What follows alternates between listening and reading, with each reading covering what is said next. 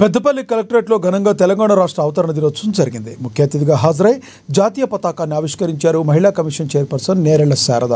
తర్వాత పోలీసు గౌరవవందనం స్వీకరించారు. ఈ కార్యక్రమంలో పాల్గొన్నారు జిల్లా కలెక్టర్ కోయ శ్రీహర్ష, ఎమ్మెల్యేలు విజయ రమణారావు, మకాన్ సింగ్, రాజ్ ఠాకూర్, జిల్లా అధికారులు, ప్రజాప్రతినిధులు ఈ కార్యక్రమంలో పాల్గొన్నారు.